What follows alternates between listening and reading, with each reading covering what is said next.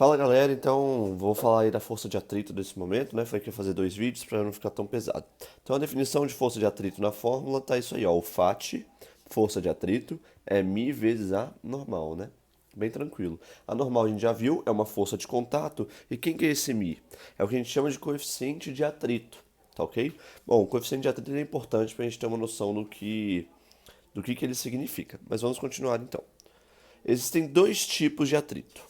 O atrito, que a gente chama de dinâmico, e o atrito estático. E quem que configura tudo isso? É o próprio μ. Então existe um μ dinâmico e um μ estático. E a grande diferença desses dois é simples, mas alguns alunos eles têm um pouquinho de dificuldade de entender. Presta atenção. Quando você vai começar a empurrar o armário, né? Você vai empurrar o armário. É mais difícil você começar a empurrar o armário ou quando você já está empurrando, continuar empurrando. É mais difícil você começar, né? Então o atrito estático ele é sempre maior, o mi estático ele é sempre maior do que o mi dinâmico, porque o mi estático é mais difícil você começar a se movimentar do que continuar o movimento, né? E aí a gente vai ter uma análise desse gráfico aqui, ó. Se liga. É um gráfico que mede a força de atrito, Fat, pela força que você tem que fazer para começar a movimentar o armário, por exemplo. O gráfico é assim, ó. Você fez uma força de 10 newtons, tá tendo um atrito de 10 newtons. Só que, por exemplo, vamos pegar esse durex aqui que tá na minha mesa. Eu tô fazendo uma força do durex, mas ele não tá se movimentando, mas eu tô fazendo uma força. Se eu chegar numa força tal que ele comece a se movimentar, eu vou chegar numa força que a gente vai chamar de força ápice, que é nesse ponto. E aí, depois que você movimenta, você tem que fazer uma força menor. Esse é o gráfico do atrito. Onde é que está o atrito estático? Ele ele está atuando em todos esses pontos, ó, pá, tá tendo atrito estático. Só que nesse ponto é quando o Fat do atrito estático é igual à força F que você está fazendo para conseguir um movimento, né? Para trazer um movimento para gente. Deu para entender? E aí, ó, a força Fat ela desce um pouquinho, ó, fica variando um pouquinho porque o atrito ele é bem variável. E aqui está o nosso atrito dinâmico, né? Bem aqui. É o Fat dinâmico, beleza?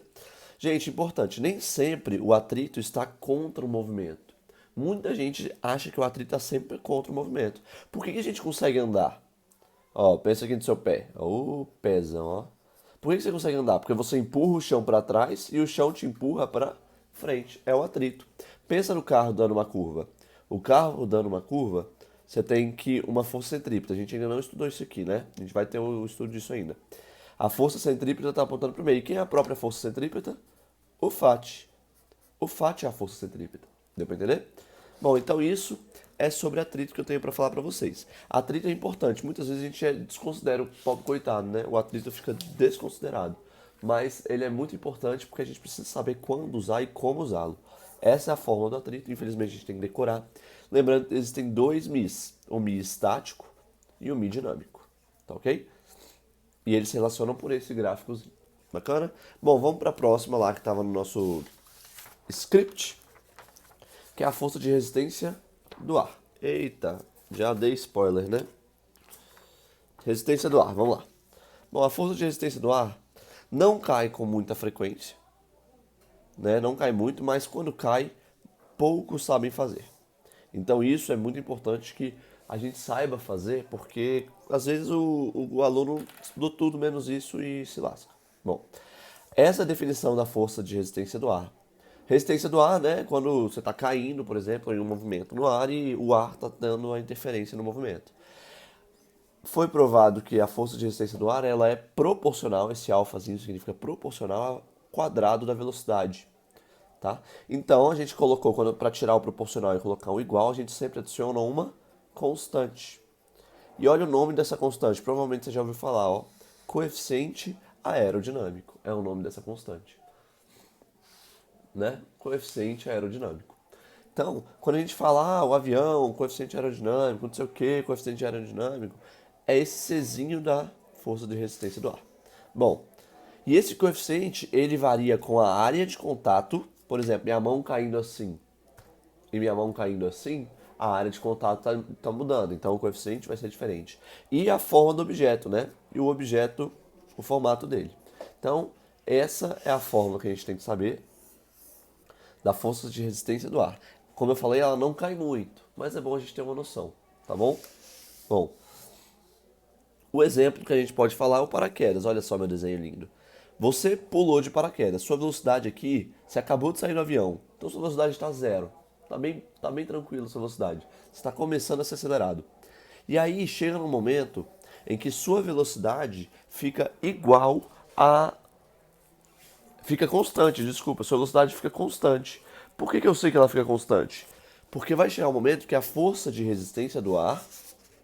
A força de resistência do ar vai ficar igual ao seu peso. E quando isso acontece, você tem uma força resultante igual a quanto? Igual a zero.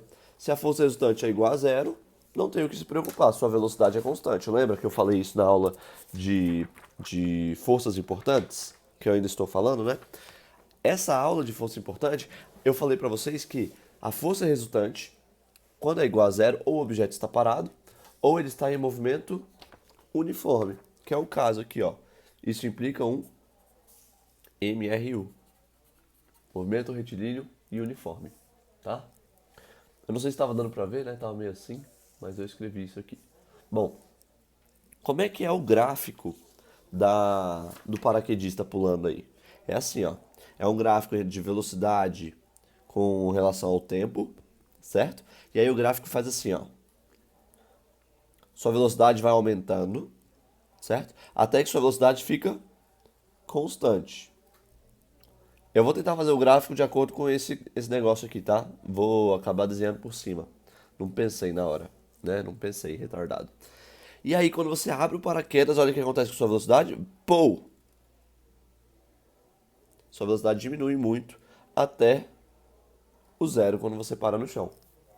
Deu para entender um pouco? Ficou bem zoado, né? O gráfico. Mas fazendo um gráfico menorzinho, é porque eu fiz o desenho, eu queria fazer de acordo com o desenho. Mas fazendo um gráfico menorzinho, a gente tem aqui, ó, velocidade por tempo. E o gráfico é assim, ó, constante. Aí abre o paraquedas. Pronto. Esse é o gráfico. Beleza? A abertura do paraquedas se dá bem aqui, ó. Aqui é a abertura do paraquedas. E aqui, ó, é a velocidade que a gente chama de velocidade terminal, ou seja, a velocidade máxima que você alcança, até que fique constante. Oxe, então quer dizer que quando o paraquedista está pulando, a velocidade dele é constante? É, meu filho, a velocidade dele é constante. Velocidade máxima é constante. Tá ok? Bom, eu acho que era isso sobre resistência do ar. E agora a gente vai para o último, que é o empuxo. Bom, o empuxo é bem tranquilo. Tá aqui, ó. O empuxo, a fórmula do empuxo é essa aqui, ó.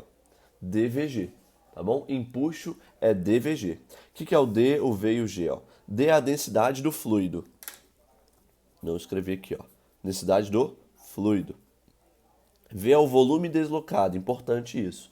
E G é a gravidade, tá bom? O que é fluido, né? Normalmente o fluido a gente está trabalhando com a água ou o ar, são os mais usados. Mas existem, por exemplo, a glicerina é um fluido, né? Existem vários fluidos aí. O vidro é considerado um fluido também, mas o vidro aqui a gente não vai tratar de empuxo, tá ok? Bom, o exemplo que eu posso dar para vocês é o exemplo que é mais cobrado. Pensa só, você está aqui numa piscina, está olhando de lado e pus um bloquinho, uma caixinha. E a caixinha começou a boiar. Ou seja, se ela boiou e parou, significa que ela tem o peso para baixo e uma força que está empurrando ela para cima, que é o empuxo. O empuxo é aquela força que faz te deixar mais leve na piscina, sabe? E nesse caso, o peso é igual ao empuxo. Realmente só tem essas forças atuando. E aí como é que ficaria? Como é que é a forma do peso? Massa vezes a gravidade. E o empuxo? Ó, aqui, ó, dVg. Então vamos, dVg. A gravidade a gente pode decepar já, né? Corta a gravidade. Mas um negócio importante, gente, é volume que eu falei o quê? Deslocado e densidade do fluido. Então isso aqui é volume deslocado, isso aqui é, volume deslocado e o volume do fluido, certo? Volume do fluido. Oh, falei merda. Volume deslocado e densidade do fluido. E aqui é a massa do objeto, desse bloquinho, né? Qual que é a densidade do fluido? Vamos supor que é água, então vamos falar que essa densidade vale 1. Bacana? E o volume? O volume deslocado. Ou seja, olha só que importante, é só esse volume aqui.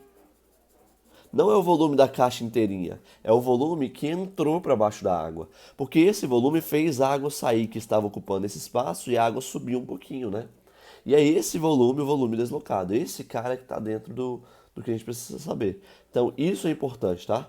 Esse cara é o volume deslocado, não é o volume inteiro do objeto. Um outro exemplo que eu posso dar para finalizar a aula, ó, um outro exemplo bem legal, caiu na UNB, era um balão, aquele balão que nós fica voando, né? Aquele balãozão assim, sabe? E aí ele tratava esse balão como um objeto, e o balão ele está contido totalmente no fluido. Qual fluido é esse?